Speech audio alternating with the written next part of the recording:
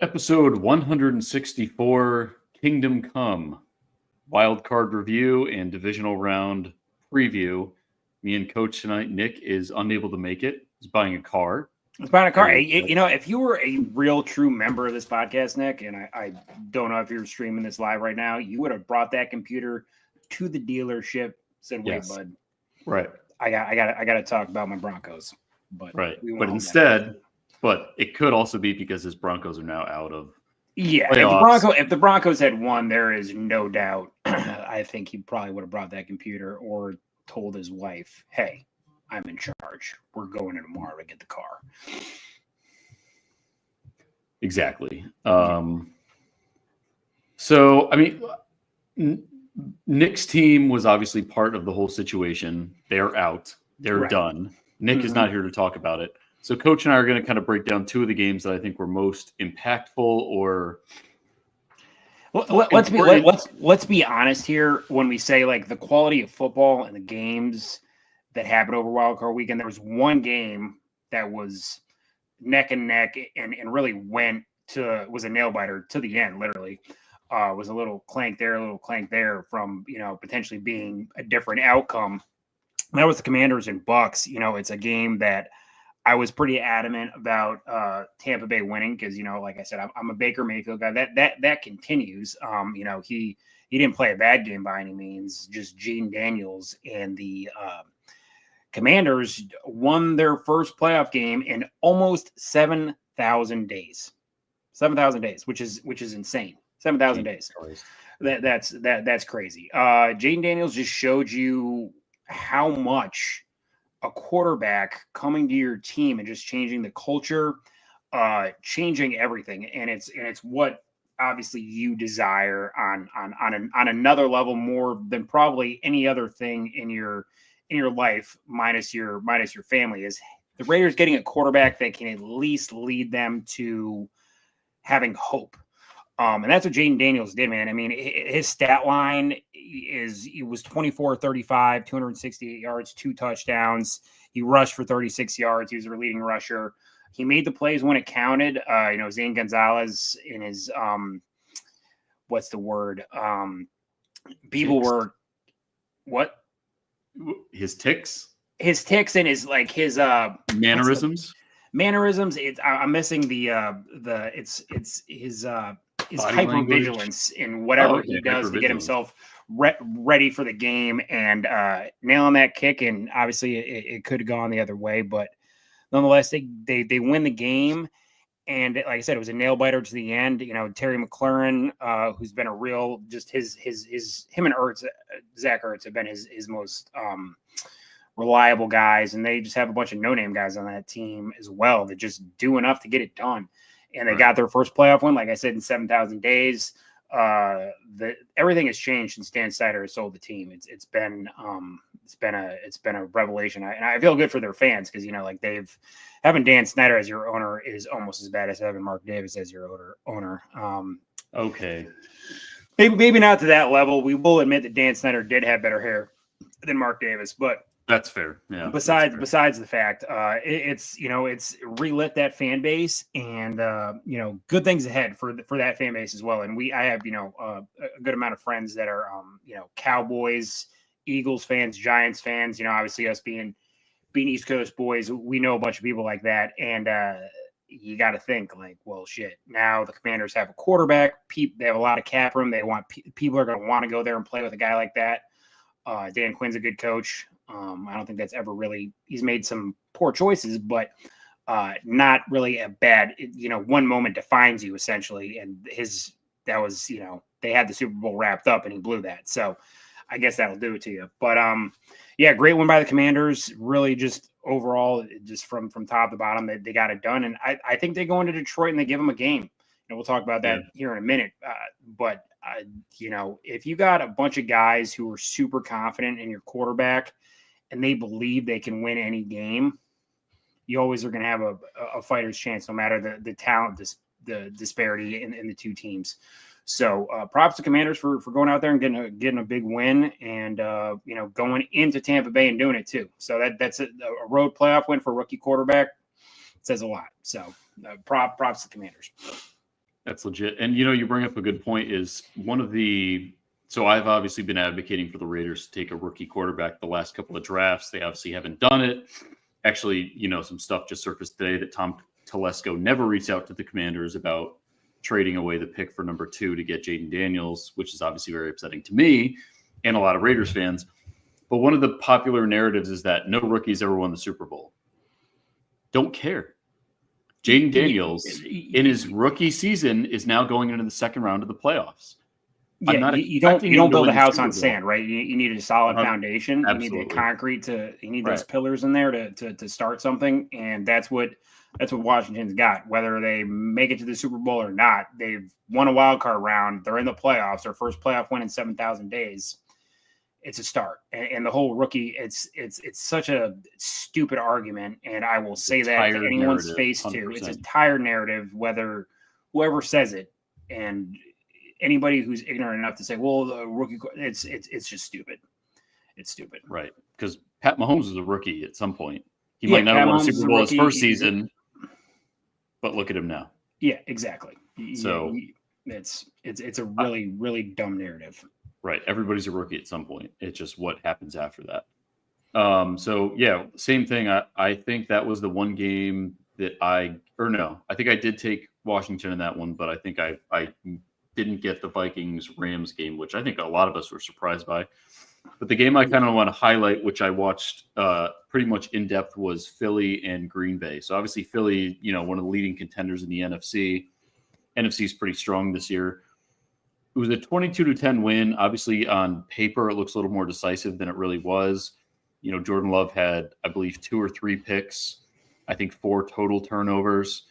Just a bad game for Green Bay in general. But it didn't make me all that confident in Philly going forward. So, like you talk about the Commanders giving the Lions a fight. I think the Lions are the top dog in the NFC right now. Without a doubt. The Eagles, there's just something off. The offense runs through Saquon Barkley.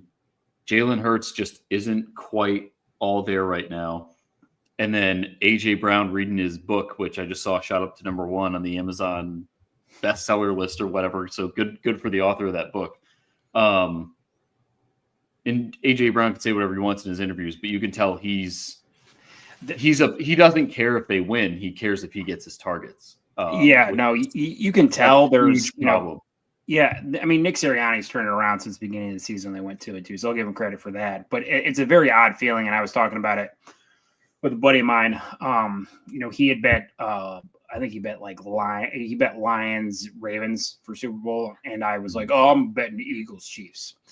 And after that Monday night game, I don't know. I think I might owe him $20, but we essentially bet that, like, if those teams make it in, then we're doing it. If not, it's a wash.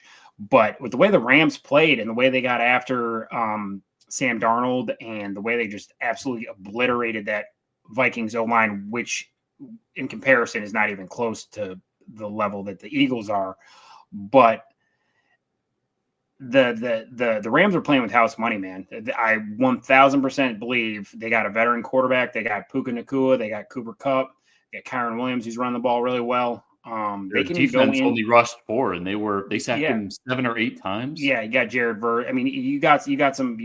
They're the second youngest defense in the league, and they got a bunch of guys who, are hungry for that money. So don't be shocked if the Rams go into LA, or the Rams go into Philly and steal a win. And that would, if they do that, this NFL coaching fiasco will get even crazier, I think. So we'll see. I'm not saying that's going to happen, but it's something that would not shock me. And that was the other thing that stuck out for me was obviously the Eagles' offensive line is one of the best in the league. So right. I don't know if this game exactly showcased how good their offensive line is, but it did showcase how bad the Packers' pass rush is. Right. They definitely underperformed and did not. With as many first-round picks as they have on their D-line, that was not a good look. I mean, But again, the Philly O-line is just that freaking. I mean, their stat line this year was incredible. I mean, Dwayne Johnson's all world, and the rest of that squad is very good. So I take that with a grain of salt. But they got a Rams team that gets after the ball, and they I think they sacked Sam Darnold 9 times. Yeah, so it was chaos. Yeah, it was chaos. So those are kind of the 2 games we wanted to highlight. The Commanders, both NFC teams. The Commanders kind of making a push with a rookie quarterback, which I fully support. And obviously, we've talked about this. Jaden Daniels is my favorite quarterback in the draft last year, and it would have been great if the Raiders wanted to take a flyer at him. But Gardner Minshew and AOC, that's way better. So, and how did that work out? So we're going to preview the games coming up for next week. But before we do that, we're going to jump into the coaching carousel, if you will, real quick. Surprisingly enough, obviously Mike Vrabel just signed with the Patriots. The most popular, I would say, rumor is that Ben Johnson and Tom Brady got a little connection there, and Ben Johnson may be making his way to Las Vegas. And even as a Raiders fan, that doesn't make any sense to me. The franchise is defunct. We don't have a quarterback. Our best receiver is Jacoby Myers. Don't have a running back. Like there's just all we have is Brock Bowers and Max Crosby. Yeah. So, I gave you a lot of crap for, that's not going to happen. And you had a hashtag for, what's your hashtag for? BJ2LV. Yeah. BJ2LV. Picking up steam though. Yeah. Picking up steam. There you go. You got to copyright that. But, to me, it's like this, man. I think any great coach knows that he wants to build his own foundation of guys. And when you look at it, you see like Ben Johnson. All right, it's like I got a clean slate. Anybody who's like an offensive guru or a mastermind wants his own slate to write his own. Because any coach that gets into this and wants to be a head coach in the NFL wants to achieve that greatness and be a legend, be a Bill Parcells, Bill Belichick, Andy Reid, Art Shell. Right? I'll throw out Art Shell. They want that, and him coming to Vegas is that he chooses his own quarterback. He's not inheriting one. He's getting his own wide receivers. He's getting his own running back. It's a process that obviously Raiders fans are patient because they've sucked for so long, so they're used to it. That he can build his team his way, and I know he wants to kind of go with his own GM too, which he's. He's had one of the best offenses in football the last couple of years, so I guess he's earned that. But it's a clean slate, and he can build it the way he wants to. And that if I'm a young coach and I want to build it the way I want to build it and have really zero excuses, the Raiders think that was. We lost coverage there for a second. But I didn't think that was going to be a thing. But the more I think about it, it's like, why not? I mean, if you got a clean slate, you're going to go out and do what you want to do, make your picks, and get your guys in there. Go for it. Yeah. And it gets them, and it's in the opposite conference as the Lions. And right. I never saw the Bears thing happening. I think they can take Mike McCarthy. Have fun with that. Mike McCarthy, his name was escaping me for a second. I think he's probably the next coach of the Bears, which I had said earlier too. But which I think is hilarious. I think Ben Johnson is there's a good chance that happens. It wouldn't shock me. Yeah. Well, and kind of what you said about the clean slate. So Antonio Pierce was obviously fired, and then a day or two went by, and then I think you let me know that Tom Telesco was fired. Yep. There's no other head coaching vacancy where the GM was also canned. You got Jacksonville. New England, which is when you look at the Giants and the Giants not doing anything with Joe Shane or Brian Daboll. Oh, you know what, though? The Jets fired their GM too, didn't they? The Jets, the Jets did both. Yeah. Okay, so there's another one. Jets did both. Yep. Yeah, but I mean the Jets are also probably still a stronger foundation than the Raiders, to be honest. Apparently, the Jets aren't even interviewing him. So, well, he only accepted. So he only accepted 4 interviews. He did Bears, Jags, Raiders, and someone else. Patriots, maybe? I don't know. But anyway, so that's the rumor right now. I'm kind of hoping that Detroit loses this week just so that we can get this Ben Johnson announcement out. Because I feel like when all the popular media streams pick this up, you've got Adam Schefter and Ian Rappaport saying this is a possibility, then usually it does come to fruition. So I'm very optimistic about it. I mean, everyone wants the offensive guru to be their head coach. That's kind of the trend in the league right now, is you want an offensive-minded coach, and it seems to be working out for a lot of teams. The last offensive guy we had, I guess, was Josh McDaniels, which ended in an absolute dumpster fire. That didn't work out well. No. And obviously Ben Johnson is a risk. He's been a hot name on the coaching list for a while now, but there's no guarantee it works out. But I think we have to take a chance and see how it goes. Obviously, the things he's done with the Lions offense, he's very creative and innovative, and that's something we need. And, like I saw some offensive differences with when Gruden came in, and then when McDaniels took over, it was there was a difference, but it wasn't any good. I always watch that first game to see what kind of offensive changes we're going to see, and they were not pretty. So I'm excited about the possibility. It gives Raiders fans a little bit of hope. Everyone's excited about the possibility. So, we'll see. But then obviously, as you and I also watch very closely the draft and free agency, we got to see what they do there. Yeah, but they got money. So your coach and your GM will there'll be a lot on that. So it'll be interesting. I'm pretty pumped about it. I can't lie, but you don't seem nervous about Ben Johnson coming to the AFC West.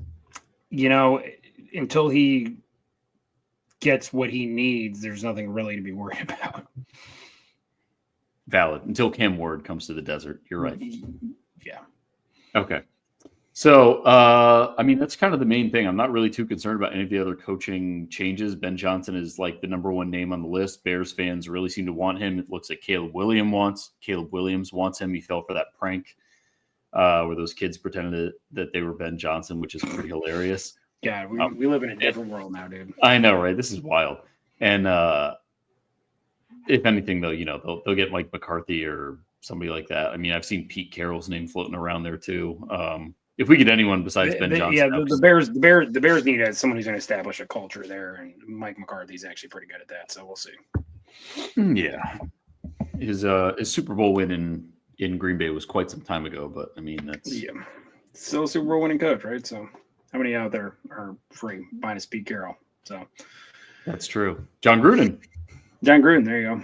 There you go. But he's a Barstool employee now. He ain't leaving. Right. I haven't seen his name linked to anything. He's probably making more money on Barstool. Well, he's still getting paid by the Raiders too. So there you go. John Gruden's enjoying life. He is. All right. So I think I might have finished first in our predictions for wild card. You did. And I also finished first for our regular season contest. Yes. So I'm basically just won something. You won something. But my team that I follow is the biggest loser of the whole podcast. So there you go. Yeah. So why don't we? So the reason that this episode is titled Kingdom Come is because we have hit that timeline every season where the Chiefs are one of the only teams left standing that's represented on this podcast.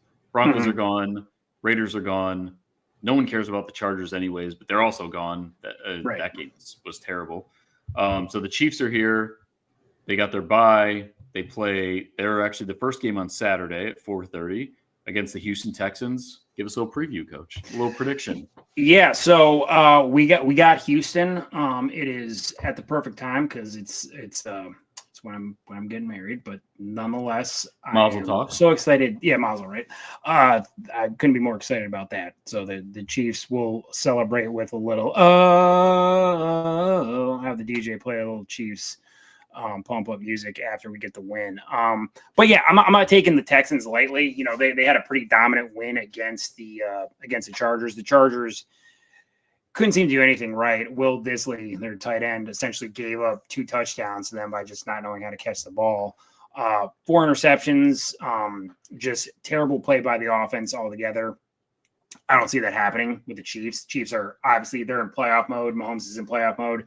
Little golden Mahomes is now born, and poor bronze man. Yeah, gold and bronze. Their next son is going to be Quicksilver. But to me, it's like this. You don't take any team lightly. I'm definitely glad that if all teams were playing right now, it's the Texans. But they're going to want to come out. I mean, they got nothing to lose, dude, other than obviously the game. But no one thinks they're going to win. They're going balls to the wall for sure.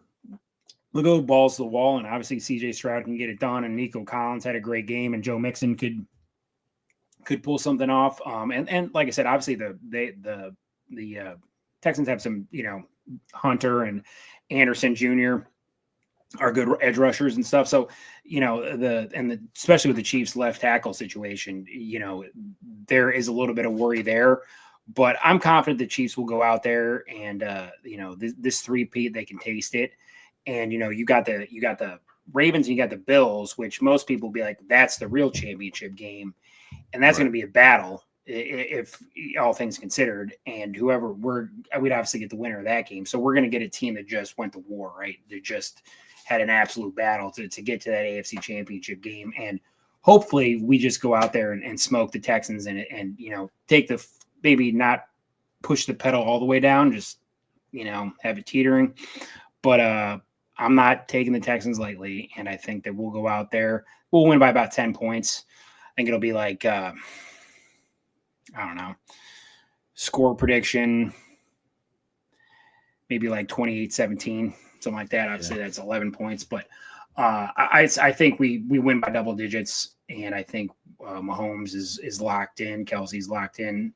Hollywood Brown's locked in. I mean, the boys are going to be ready to go. This is how the Chiefs do business, and we gotta get back to the Super Bowl. We gotta get to Nola. So the mission is clear. Our eyes are ready. We're set, and kingdom come, baby. That's what we want. It goes through Arrowhead. So we gotta go and get the win. Yeah, I don't really have any doubt that you guys are going to take that one. I mean, Derek Stingley and Laster, those two put on a show. I think 3 or 4 combined picks. Yeah, 4 interceptions by Herbert. Mahomes, obviously, we had known this year and in the last couple of years, he's throwing a lot more interceptions. But come playoffs, man, it's a different animal. He's very much like Michael Jordan in that sense, and I'm a Michael Jordan diehard. When it comes to playoff time and it comes to championship and it comes to the rings, he's a different beast. He wants ring 4. So, it's the same with Travis Kelce. Guys had a down year for sure, but once playoffs come around, he just shakes it off. Yeah, and he gets after it. I know. Shake it off. That's a Taylor Swift reference for you. There you go. Yeah. Wow. Yeah, you didn't even connect, and I don't know any Taylor Swift songs other than "Shake It Off." I think we've already used that as a title, though. we have. In the past. Last year, I think we did. So, we'll. I think the Texans will give us a good game, but you're coming into Arrowhead, and place is going to be rocking. It gets loud where you can't hear anything, and it's going to be a lot of pressure on C.J. Stroud, and I don't know if he's going to be able to handle that. Yeah, no. If I was a betting man, which I am, I'd take the Chiefs, which I am. Not the spread money line, but I will be taking the Chiefs on that one. Good. And then the only other game that I feel confident enough to bet on is the Lions and Commanders. So we talked about this. Jaden Daniels making his playoff debut. He's a rookie, fantastic. Jared Goff has been through this. He played in the Super Bowl. Jared Goff. I almost said Sean McVay. But the Lions have been through the ringer for this. This is a tried and true, tough team and an explosive offense. Obviously, with Ben Johnson, future head coach of the Raiders. I think Jaden will do better than we expect, but I think it's going to be a Lions win by a landslide. Yeah, Ford Field is going to be absolutely insane.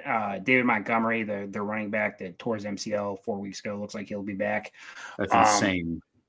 Which is insane. It's just superhuman healing factor. He's like the Black Panther. But yeah, dude, he Knuckles and Sonic and Knuckles, man, they're going to do their thing.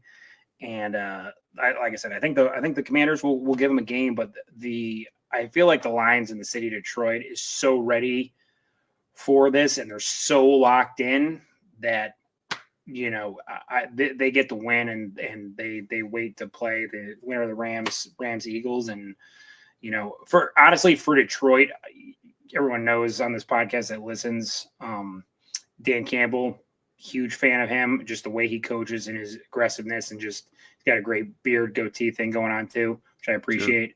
Sure. Us bearded guys, we gotta stick together because he's not bald. He's not bald, but he's a half brother.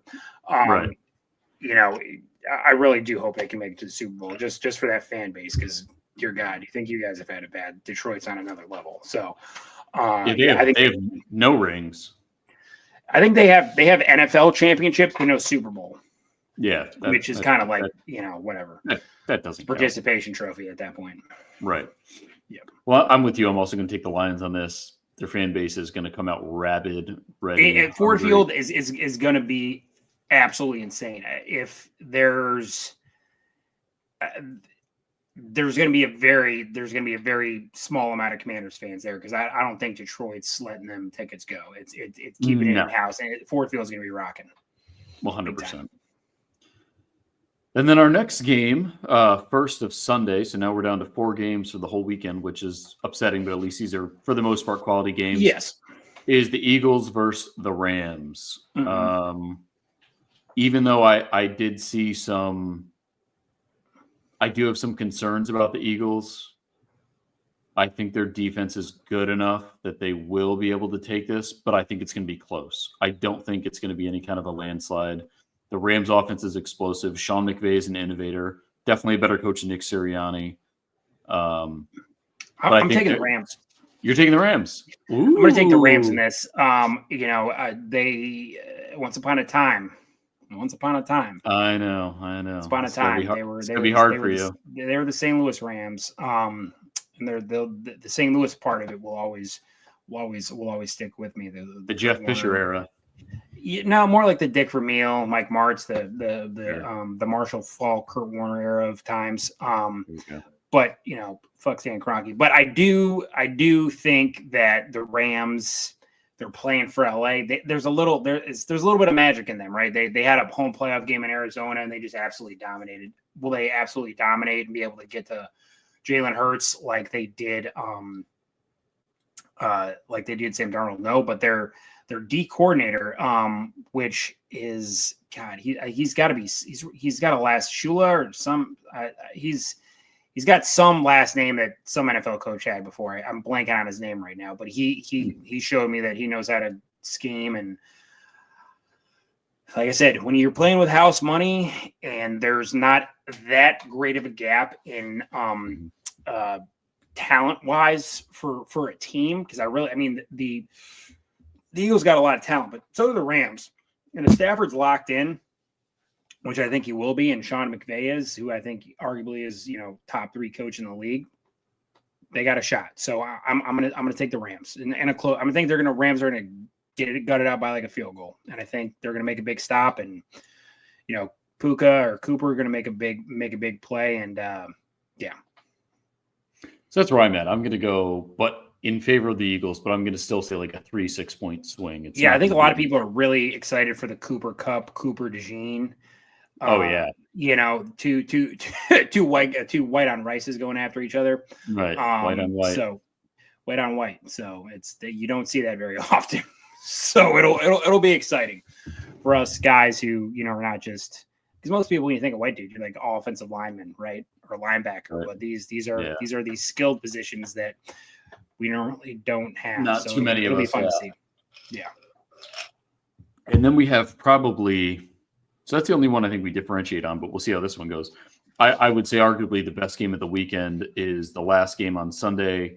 Not arguably, it's the best game. It is the best game. Ravens versus Bills. You're probably happy about it because like I said, these two teams are just gonna beat out of each other. Oh my God, yeah.